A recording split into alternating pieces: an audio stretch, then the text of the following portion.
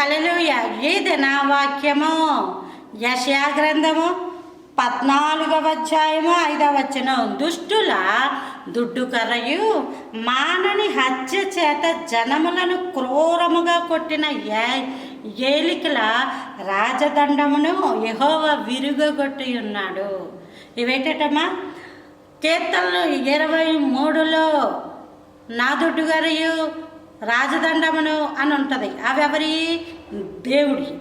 మరి ఇక్కడ ఎవరిది? ఇది దుష్టుల దుడ్డు కర్ర. దుష్టుడు యొక్క చేతిలో కూడా కర్ర ఉంటుంది. వాడు ఏం చేస్తాడట? మానని హత్య అంటే ఏంటంటే ఒకసారి చంపేస్తారు, చనిపోతారు. అలా కాదు, కొంచెం కొంచెం కొంచెం కొంచెం కొంచెం కొంచెం చంపుతానే ఉంటాడు. మానని హత్య. రోగం చూడండి, రోగం చూడండి.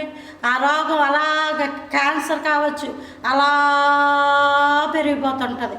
మానని హత్య అంటే ఒక్కసారిగా కాదు, అది మెల్లగా శరీరాన్ని అంతా పీల్చి పిప్పు చేసేస్తుంటుంది.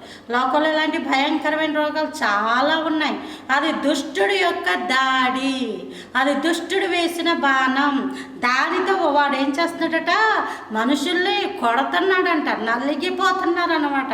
పాపం వేసారిపోతున్నారు, నొప్పి తట్టుకోలేక, బాధ తట్టుకోలేక అరుస్తూ ఉంటారు, ప్రవ్వా ప్రవ్వా ప్రవ్వా రక్షించవని. అయితే దేవుడు ఏం చెప్తున్నాడంటే, దేవుడు దానిని విరుగ్గా కొడుతున్నాడట. హల్లెలూయా హల్లెలూయా హల్లెలూయా. పాప నొప్పికి తాళలేక మరణమైనా వచ్చేసినా బాగున్నా కదా, ఇంతకన్నా చంపేస్తే బాగున్నా కదా, మాకు చావులు వస్తే బాగున్నప్పుడు కదా అని ఆలోచిస్తున్న వాళ్ళు, బాధపడుతున్న వాళ్ళు కొంతమంది ఒక అడుగు ముందుకేసి ప్రయత్నాలు కూడా చేసేస్తుంటారు. ఎందుకు? ఈ బాధ అనుభవించలేక, ఈ బాధ అనుభవించలేక.